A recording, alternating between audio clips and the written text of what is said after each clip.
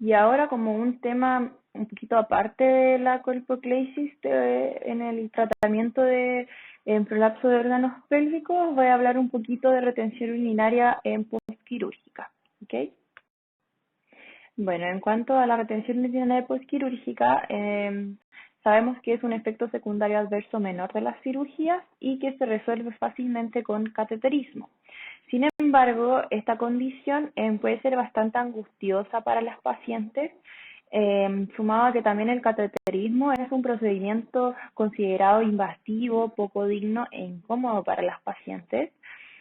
A su vez, también el cateterismo también conlleva riesgos, a su vez, por ejemplo, de infección urinaria, em, o como por ejemplo también otras infecciones, por ejemplo una infección de una prótesis articular que tenga la paciente, o incluso bacteriemia en los pacientes que tienen factores de riesgo, ¿ya? Si no se trata, también puede provocar una sobredistensión de la vejiga con una en consecuente lesión renal aguda y un daño del músculo detrusor. Que entonces, en todo lo anterior lleva a que, que tengan una alta hospitalaria un poco más retrasada, estén más días en el hospital y requieran una atención adicional incluso después de la alta hospitalaria. ¿Ok? Por eso la importancia de tratarla, o sea, de mencionarla. Se han propuesto múltiples factores de riesgo como la edad, el sexo, el tipo de anestesia y analgesia que es utilizada. Y en cuanto a la incidencia, de manera general, llega de un 57 a un 69%. Y en algunas, dependiendo del tipo de cirugía que se realice, es la prevalencia.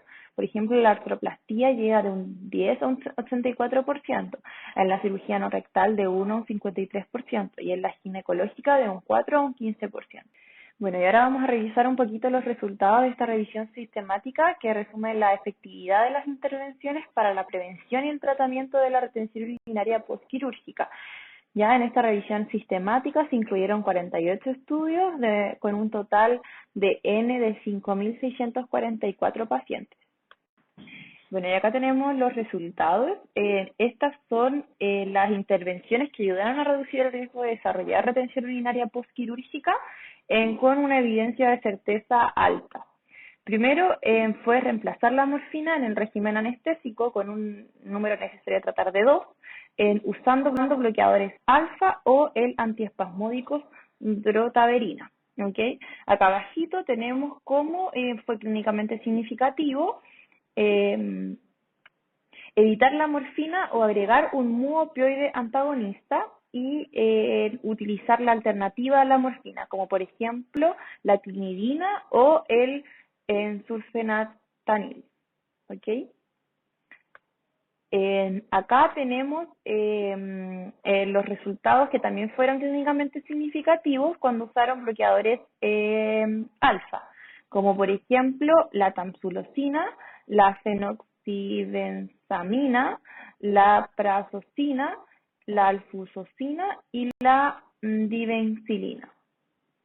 Todos estos bloqueadores alfa utilizaron y como conclusión entonces, con un nivel de certeza alta de que los bloqueadores alfa se asocian con una incidencia baja de retención urinaria postquirúrgica con un número necesario a tratar de 5 y que no se encontraron pruebas de un efecto de los bloqueadores alfa en los resultados secundarios de ITU o de dolor o de duración de la estadía hospitalaria.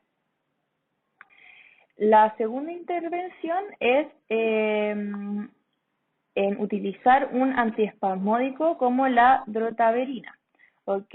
Y acá está cómo fue clínicamente significativo y como conclusión que utilizar hidrocloruro de drotaverina intramuscular después de la anestesia espinal tuvo menor incidencia de retención urinaria postquirúrgica con un número necesario a tratar de 9.